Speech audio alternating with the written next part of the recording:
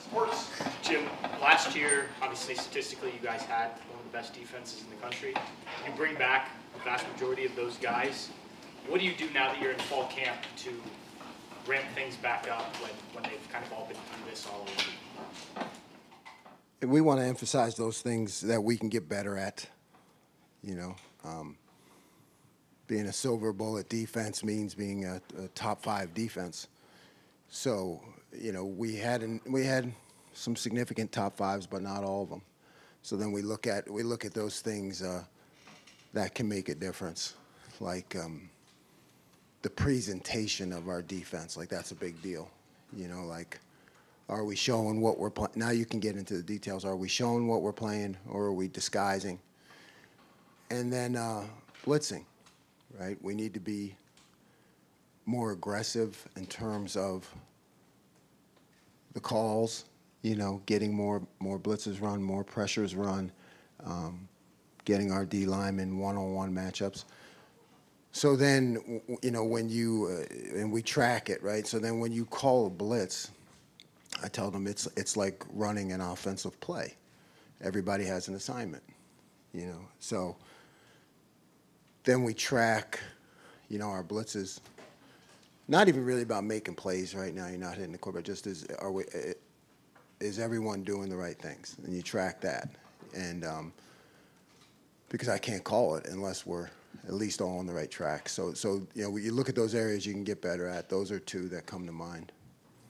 Front row, left, Dave Biddle, 24/7 Sports. Hi, Jim. At Will linebacker, I know it's very early, but how do you see that kind of playing out? Where are those guys at right now? Speaking of Sonny Styles and C.J. Hicks, do you think they might rotate? Do you want to find one guy who's your guy? Just break that down if you would, please. Yeah, and you know, in a 4-2 scheme, I think they're both neck and neck right now.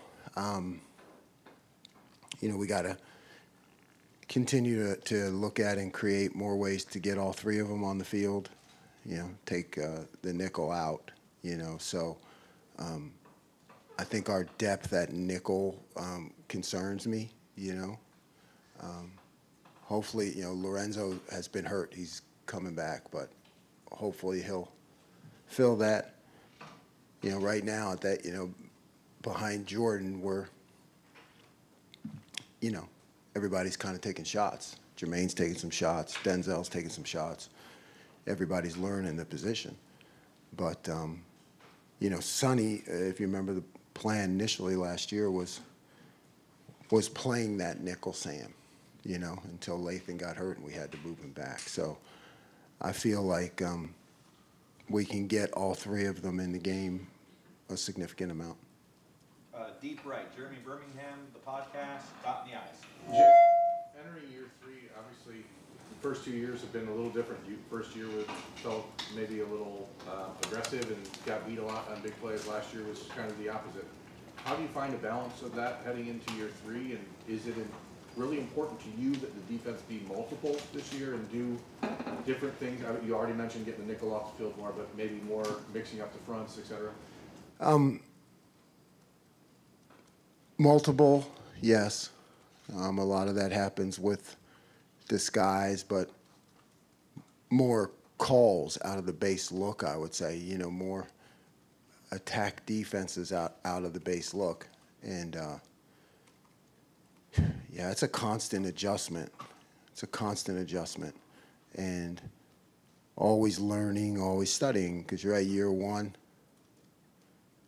aggressive, gave up some big plays. Year 2, you know, we were top 5, you know, in explosive plays, not giving them up, but not as good in sacks and lost yardage plays. So it's just it's a constant balance and tinkering with it. For 5th row, right, Spencer Holbrook, Letterman roll. Jim, how deep do you imagine this defensive line going? I know Larry handles a lot of that, but especially at tackle, it looks like a couple guys have taken a set. Hero and Jason kind of popped to me. But how deep do you think that tackle room can go? Yeah, deep. I mean, you'd like to have 6 tackles. You know, you mentioned Hero and Jason, but you got to keep an eye on Caden McDonald. I mean, he can be a real force. That's another guy I mentioned who I think will be ready to play. And then, yeah, you keep looking. You want 6, but I feel like we have at least the pair and the spare right now, and we'll see who comes in. But we like to have 6 tackles. Right next door, Cameron T. Robinson, the Athletic. Jim, you talk about tackles, but Mitchell Melton's a guy that's really healthy out there, flying around. How much can he help you, especially when you're talking about adding depth on the edge and not just running JT and Jack out there? Yeah, I mean, boy, Mitch, he really impressed me when I first got here, and then he's battled injuries, and I like to see him healthy, and you got really good depth there. Kenyatta has really showed up right away. Caden Curry, add Mitch Melton. I mean, you got really, really good depth there. Third row left, Andy Andrews, 11 Warriors. Yeah, speaking of, you talked about getting 3 linebackers on the field. I believe we've seen a few looks where CJ was playing at the end, on the line of scrimmage, at the end of the line of scrimmage. Is that a way you can use him as sort of a chess piece this year, coming off the edge and maybe covering tight ends in that area? Yeah, CJ has some demonstrated talent we saw it in the spring, of making plays, when he's on the attack. So, and I think, Sonny can do that too. So we're developing more of those opportunities for that will position because we think we have the guys to do it. Right behind him, Tony Girdman, Buckeye Huddle. Jim, we saw Sonny learning the will position in the spring. Looks like he's with the ones right now. What has he done from April to now to earn that or earn that trust from you? Yeah, I don't, and he's, like I said, I think he and CJ are both, kind of bracketed right now. But, Sonny has proven to be a guy you can count on, in the big moments. He's gained weight, strength. He's well respected by everybody. So, he makes that move to Will, and you just see a lot of production. You see a guy who understands football. I've had a lot of success with bringing safeties down, to be linebackers because they have an idea of the bigger picture and everything that's going on from sideline to sideline. So Sonny shows that. Fourth row right, Andy Backstrom, Letterman row. Jim, you talked about wanting your Mike linebackers to be the quarterback of the defense. Is Gabe Powers ready to be that behind Cody Simon? Yeah, I mean, I think Gabe really started to show up end of last season, and did a great job in the off season. So, he's being groomed for that, and he's shown all the signs of being capable of it. Far right, Adam King, WBNS. When you look at someone like Caleb Downs, I mean, how excited do you get to just be able to use him and all of his talents? He's coach's dream. He understands everything. He picks everything up. He takes the meeting room to the field. He's locked in meetings. He takes great notes. He's a pro. So I think aside from what he does on the field, making all the adjustments and knowing where to go, he really has a great effect on the guys in the meeting room too. Third row right, Dylan Davis, Delaware Gazette. Going back to that interior defensive line depth, is Tywan Malone a guy who's pushing for playing time, or to see the field? What have you seen from him from spring to now? Absolutely. I've seen improvement. I've definitely seen improvement. He's competing. We'll see more when the pads get on. That is a very physical position, and we've become accustomed to our defensive tackles making tackles, not just using up blocks. So I've seen improvement in Taiwan. So I think he's going to be in that mix battling for playing time. Front row right, Austin Ward, podcast, Dot in the Eyes. Jim, you talked about wanting more blitzes and sacks, tackles for loss, different looks up front, moving around guys like CJ and Sonny. That to me sounds like a Jack conversation. You've done that throughout your career. I don't know if maybe the last 2 years you've used that to the level that maybe you wanted to or hope to. Is that a solution for what you're talking about? How much is that in your mind or in the plans for this year? Yeah, like I've said, it's always there, but I don't think that right now, with what we have, that it's the answer. So it's what I want to do is win. And when you have defensive line like we do, you're not looking to take one of those guys off the field. I think we have players that could do it, and I think it's a long season. So we will keep that in our back pocket. You never know with injuries and things that happen. But I think our pressures and our aggressiveness, needs to be created out of that 4-down look. In fact, here, because of what we have, if anything, we might we'll go the other way, right? Like five of those rushmen on the field, and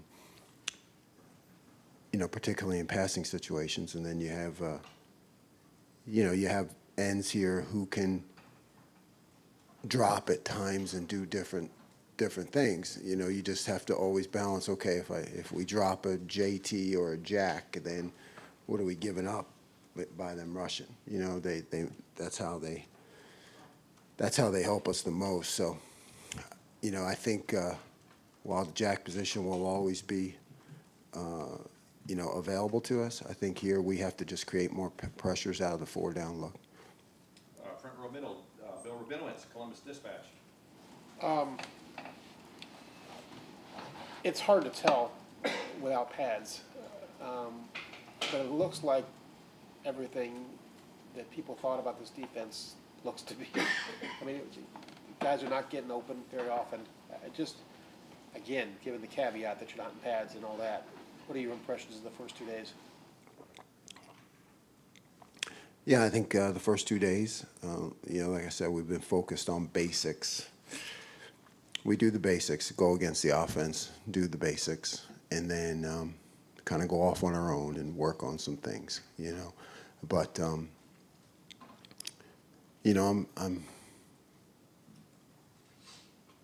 good right now with what I've seen in 2 days. The important point to get across to our guys is that Vince Lombardi said it. We have to chase perfection. We have to chase perfection.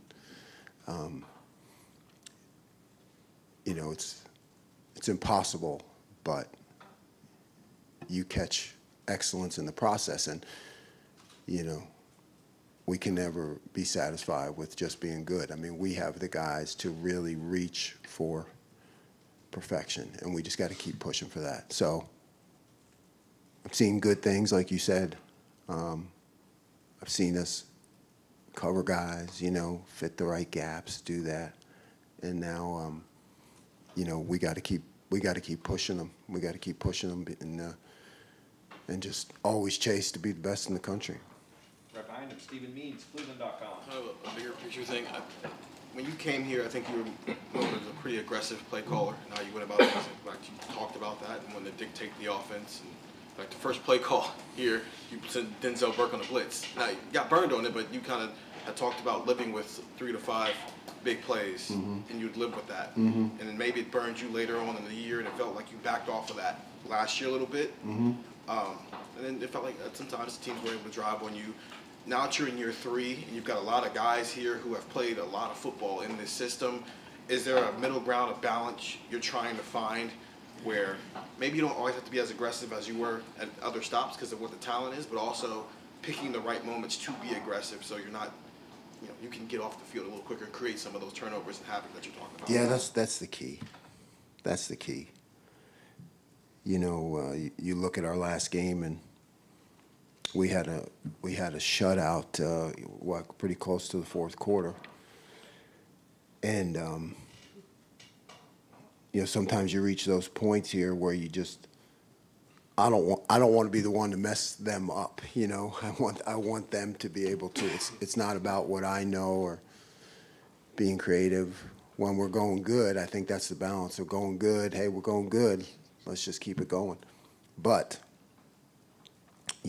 when you stay in anything too long or you become predictable, it really doesn't matter who you're playing. They're going to take some kind of, like Missouri did, run this guy all the way across to the other hash, if they really can predict what kind of coverage you're in. So I think that's my job, like you said, to find the middle ground. Like even when things are going good, we still need to take some chances. Third row left, Dan Hope, 11 Warriors. Jermaine Matthews and Calvin Simpson-Hunt. Looked like Calvin had a really good day out there today. Jermaine, you mentioned he's been practicing up a nickel a lot. Just where do you feel like those two guys are going into year two? Jermaine has already showed us that he can play in the big moments, right? I mean, he had to go as a starting corner against was it Penn State, right? Wasn't it? And they went after him.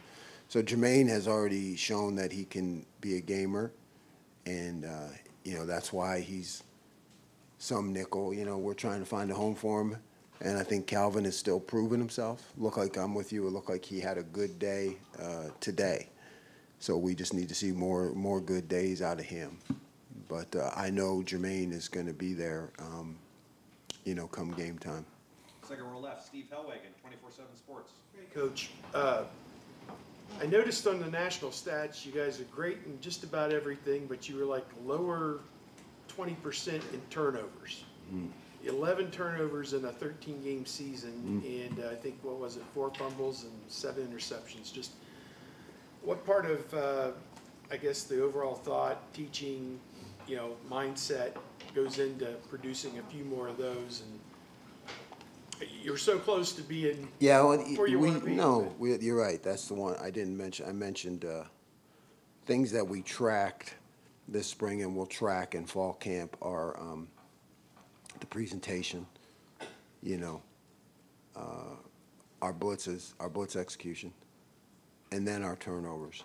So it's the only way I know how to do it is what you emphasize, you'll get. So, we've just created that in practice, not just the turnover, but, do we see you actually, even if you don't get it out, going through the punch, going through, pulling the ball out? Do we see you, because you never hit the quarterback, but do we see you like just matching the hand of the quarterback, all those things that create the turnover? So you come up with an elaborate point system and you start giving guys points for at least taking a swing here or doing this thing, the things that you think will create turnovers, and you just start evaluating and grading them on that. But it's definitely a point of emphasis because we were not top 5, even top 10 in that, and we need to be. If I can also just ask, once the season starts, it'll be apparent how you're using Sonny and CJ, somewhat apparent. Is this as simple to say that because Sonny comes from safety, and as you mentioned, you want him to be the cover safety, and then is CJ perhaps the better run player? I don't know, would you see it fit that way, or is that just too overly simplistic to put them in boxes at this point? Yeah, I think it is. I think it is too simple to say that because, there are so many things involved with football, and you just can't predict all the time, what you're going to get. So, yeah, you really just keep evaluating and pushing them on all aspects of the game, and it's it's a really good situation.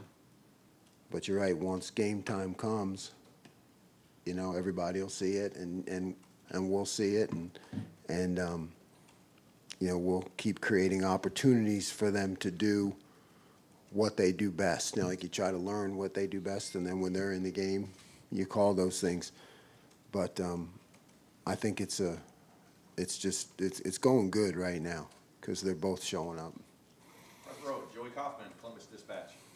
Jim, with just to follow up on Sonny, when you talked about your experience moving guys from safety to linebacker and pass stops, relatively, how is Sonny done with like that learning curve? You talked about his football knowledge, but is it faster than maybe expected? Is it on Yeah, it's or what's just sort of you always expect like some kind of initial, you know, drop off or a learning curve, but I think Sonny has been at the top of the learning curve from the time he started and getting better all the time. Right next door, Tim May, the Tim May Podcast. Thanks, Jerry. Jim, in a nutshell, what is it like to be coaching a veteran defense as opposed to 2 years ago when everybody was learning your system and you were learning them and stuff?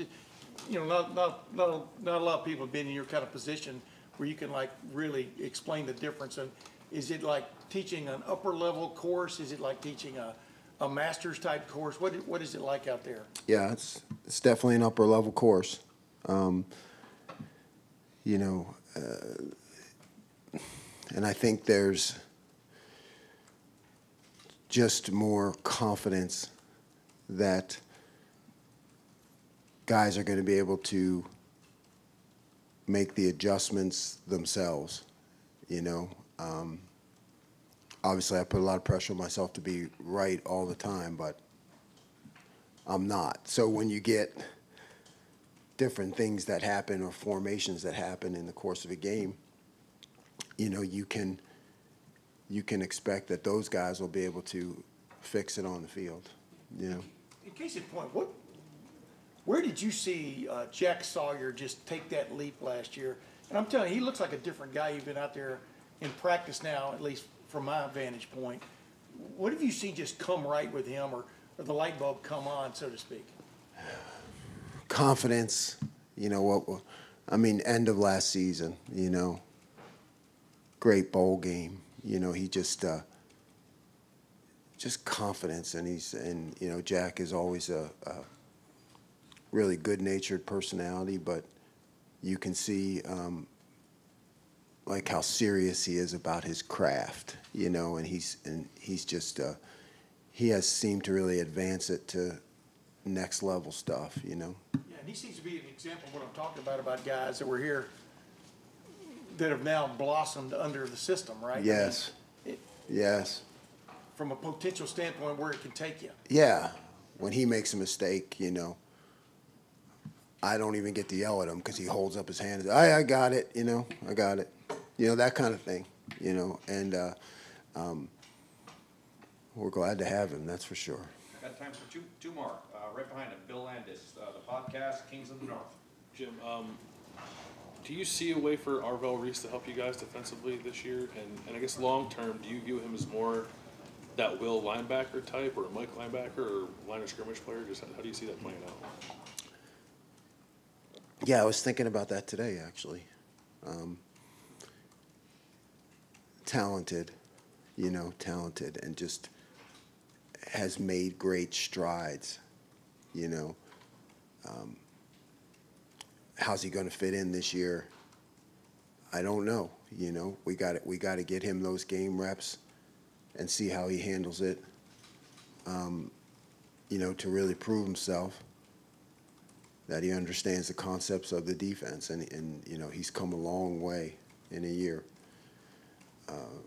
Now we got to see it in action. So we got to create those opportunities for him. You know, he can do a lot of things, right? He's one of those guys that you just always like. Man, should I move? You know, like he can play D end. You know, he could play Jack. He could do. You know, he could do a lot of things, and it's just always in the back of my mind. You know, that what's best for him and to help our team. Right now, he's still just learning, but he's made great progress.